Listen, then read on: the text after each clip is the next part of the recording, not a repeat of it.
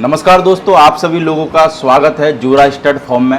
और जैसा कि आप इस फार्म को आज से 1.5 साल पहले भी देख चुके होंगे और बहुत यूनिक ये फार्म बना हुआ है। उस टाइम में मेरे को लगता है कि अमृतसर के अंदर बहुत यूनिक फार्म आप ही ने तैयार करा। लोगों ने ये फार्म देखा होगा, उन्होंने तो देखा होगा, पर जिन्होंने नहीं देखा है उन लोगों को भी ये फार्म देखने का मौका मिले।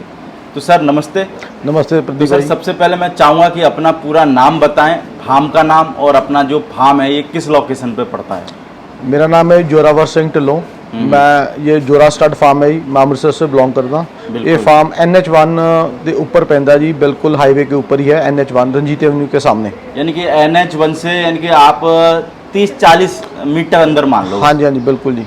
तो सर ये फार्म की जगह पहले से ही थी अपने पास में या बाद में घोड़ों के हिसाब से ही ली? नहीं नहीं, ये हमारी पुरानी जगह थी। तो बस फार्म बाद में बनाया यहाँ पे। फार्म बाद में हाँ जी, बनाया। हाँ जी।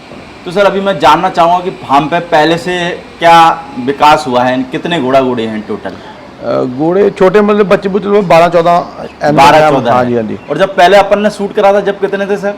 वो सब थे, कोई आ गया, कोई चले गया, बच्चे हो गए, कोई घोड़े 5-6 के करीब थे शायद, है ना? थे, थोड़े थे तब। तभी सर 12-13 में कितनी घोड़ियाँ हैं और कितने बच्चे हैं, कितने घोड़े हैं? 7 अच्छी घोड़ियाँ हैं जी, बाकी बच्चे हैं जी। बच्चे हैं। हाँ जी, हाँ जी। तो सर मैं जानना चाहूँगा कि जो अपना शौक है वो कितने टाइम पुराना है? अभी 6-7 साल हो ही गए हैं जी। हाँ जी, 6-7 साल। हाँ जी, हाँ जी। तो सर कैसे इस लाइन में एंटर हुए? और फादर साहब पहले रखते थे जी, शौकिया। फिर उनसे हमें भी धीरे धीरे शौक डल गया। फिर थोड़ा प्रोफेशन में आगे, चलो अच्छा रखने हैं तो फिर ब्रीड भी करें, इसको फिर ही फायदा है, तो खर्चा भी निकालना पड़ता है। तो सर अभी तक कितने क्या बच्चे ब्रीड किए हैं? अभी तक आप लगा लो 6-7 साल में कोई अच्छे, तो चलो धीरे धीरे ही क्वालिटी तो धीरे धीरे ब्रीड की बात कर रहे हैं बस अपन, अच्छे या बुरे की बात नहीं कर रहे। ब्रीड कर ही लिए हैं जी 12-14 बच्चे। क्योंकि वो भी एक एक्सपीरियंस होता है ना, हाँ जी, सीखने के लिए। तो बिल्कुल बिल्कुल जी। क्योंकि अच्छे और बुरे वो तो ऊपर वाले के हाथ में, हाँ, वो ये तो इंसान बात के हाथ है, में बिल्कुल नहीं। सही बात है आपकी। पर ये कि अपन ने जो माने चलो जब बच्चे आते हैं उनकी केयर करना, वो भी एक मेरे को लगता है कि वो एक्सपीरियंस, हाँ जी, एक्सपीरियंस भी ऐड हुआ ही है। बिल्कुल बिल्कुल। तो सर अगर मैं बात करूँ, अभी हमारे सामने जो घोड़ी खड़ी हुई है इसका नाम क्या है? इसका नाम है चांदनी। चांदनी। हाँ जी, हाँ जी। और सर चांदनी का बाप कौन है? इसका बाप है देवराज। देवराज। हाँ जी। और अगर इसकी माँ की बात करूँ तो सर मैं, इनकी माँ का नाम तो नहीं, अच्छी घोड़ी है जी, वो है शानदार इंटू कवेरी की। ओके। हाँ जी। और उम्र में कितनी हो गई है सर ये अभी 2 दांत है। 2 दांत। हाँ जी। और अगर सर हाइट की बात करें तो सर 63 प्लस ही है जी। 63 हाँ प्लस है। हाँ जी, हाँ जी। तो अभी सर गब्बन है किसी घोड़े से हाँ जी, करवाई है कि नहीं ये करवाई? गजराज से गब्बर है जी। गजराज हाँ घोड़े जी, हाँ से। जी।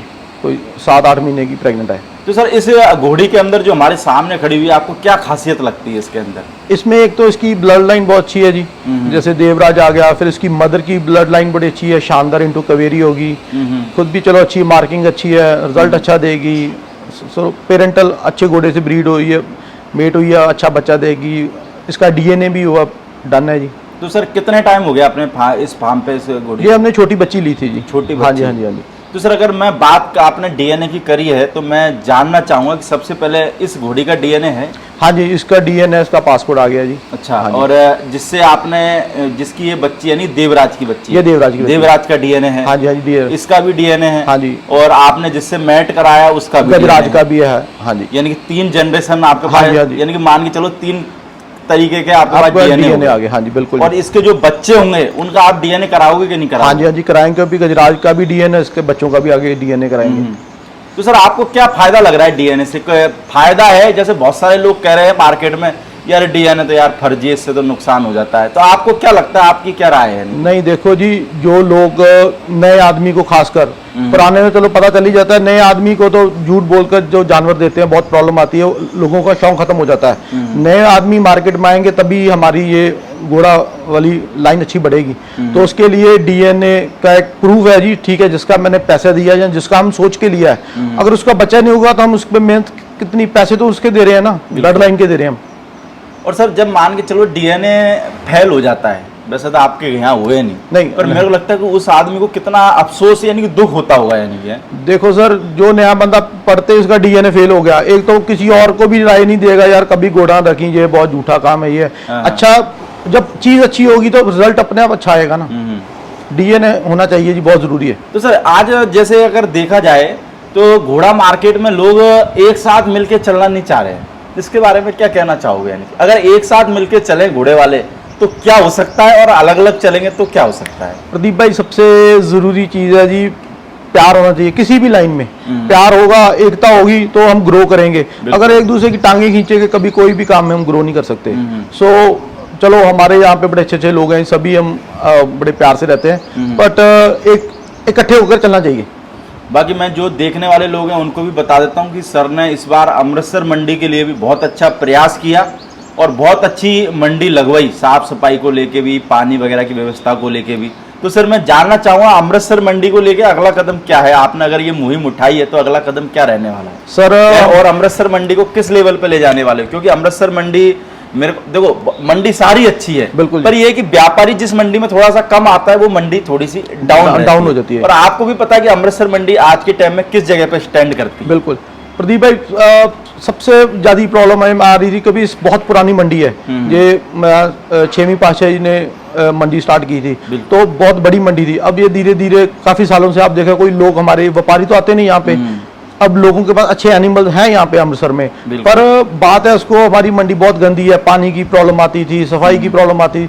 इस साल हमने विसाखी मंडी में अपने लोकल जितने भी अमृतसर तरनतारन वाले सभी भाई बैठ के हमने यहाँ पे मीटिंग की, कोशिश की, उसको सफाई करवाया, पानी का बोर, मतलब ठिया ठुआ बहुत ज्यादा प्रॉब्लम है। चलो हमने एक स्टेप उठाया है, अब कोशिश करेंगे दिवाली तक उसको और अच्छा नीट एंड क्लीन, कोई बाहर से लोग आते हैं उनको फैसिलिटी हो कम से कम।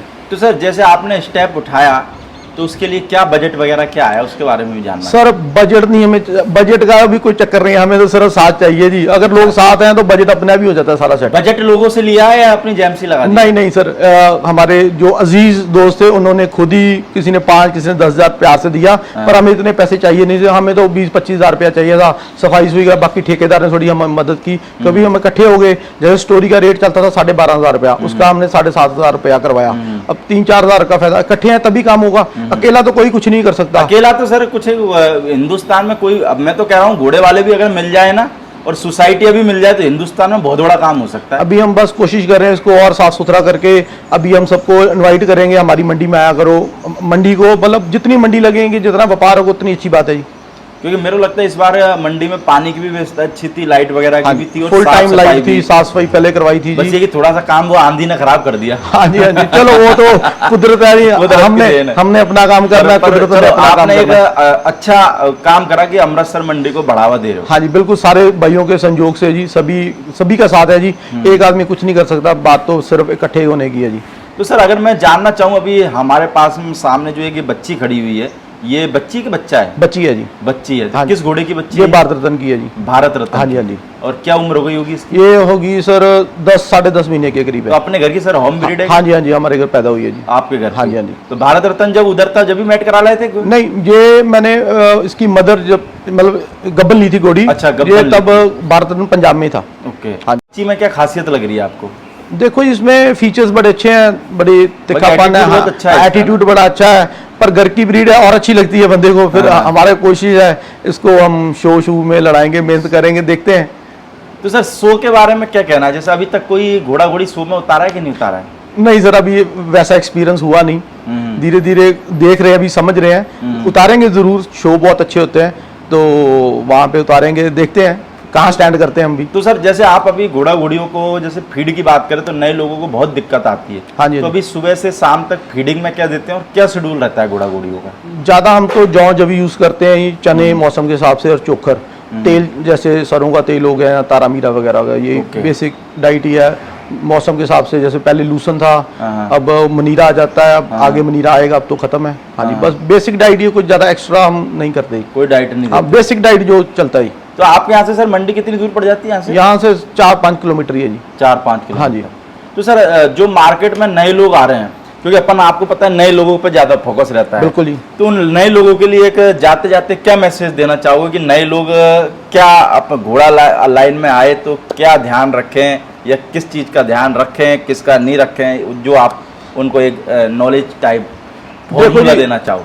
नए बंदे का बस यही है, एटलीस्ट कोई चीज़ ले रहे हो उसको किसी पुराने आदमी से डिस्कस करो, 1 से 2 से, अपना भी थोड़ा ब्रेन यूज करो। ये नहीं जो जिसने कह दिया उसी पे यकीन करो, जहाँ तो उससे प्रूफ लो। अगर प्रूफ है वेल एंड गुड, डीएनए जैसे है, अगर डीएनए कोई देता है तो बहुत बढ़िया, अगर नहीं देता तो उससे कम पता करो ये कहाँ से पैदा हुई है, कहाँ से ली है, कैसे आई है, सबका बस थोड़ा ध्यान रख के चीज़ लो, साफ सुथरी चीज़ लो। और अगर मेरे को लगता है नए आदमी को अगर कोई नॉलेज नहीं है, उसको लगता है कि मेरे को भाई कोई भी नॉलेज नहीं है, तो वो डीएनए करा हुआ ले तो ज्यादा बेहतर है। हाँ बिल्कुल सही बात, वो डीएनए ले तो सबसे, जहाँ उनके सामने बचा हुआ है, पता है यहाँ पे फार्म पे हुआ है, गोड़ी मेट हुई है, जैसे भी है, चलो। या तो आप खुद की आंखों से देखा हुआ, खुद की आंखों से देखा या अगर तेरे को लगता है कि भाई आंखों पे देखे हुए पे भरोसा नहीं है, तो तू फिर डीएनए करा हुआ ले ले। सर बड़े अच्छे अच्छे लोग हैं हमारे घोड़ा लाइन में, उनसे विचार करो, उनसे सलाह लो। सभी ये नहीं सारे बंदे ठगी करते हैं, बहुत अच्छे लोग भी हैं। देखो जैसे 20% बंदे अच्छे हैं, पर गलत करने वालों की संख्या कितनी है? 80%। बिल्कुल बिल्कुल। पर वो 20% बंदों का पता कैसे चले?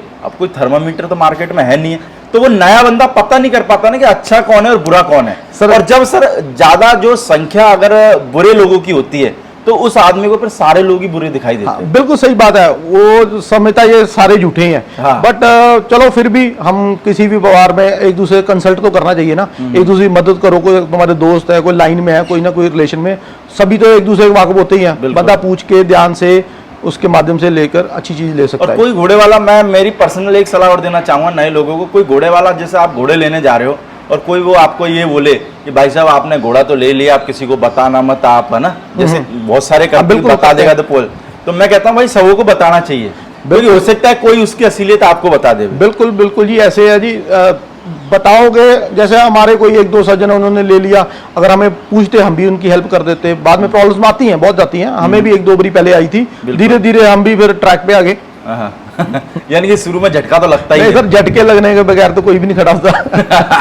अपने को भी लगा कि शुरू में हल्का बहुत झटका लगे झटके तो अभी भी लग जाते हैं कभी कभी, पर कोशिश करते हैं इसको बड़े तरीके से समझ के, बड़े ध्यान से। झटकों के बाद ही आदमी शेर बनता है। फिर ही एक्सपीरियंस, उसी को तो एक्सपीरियंस कहते हैं फिर सर। झटका नहीं लगे और सीधा सीधा रोड पे चलता है, फिर तो क्या मतलब है? फिर जब बड़ा झटका लगेगा तब बंदा सह नहीं पाएगा। बड़ा झटका लगता है तो फिर तो मेरे को लगता है जैसे वो कुश्ती में आदमी चित्त हो जाता है ना, फिर नहीं उठता वो। बिल्कुल बिल्कुल बिल्कुल सही है आपकी बात। ओके, थैंक यू जोरा भाई इतनी जानकारी देने के लिए और अपने घोड़ी और बच्ची दिखाने के लिए। थैंक यू सो मच जी प्रदीप भाई, थैंक यू।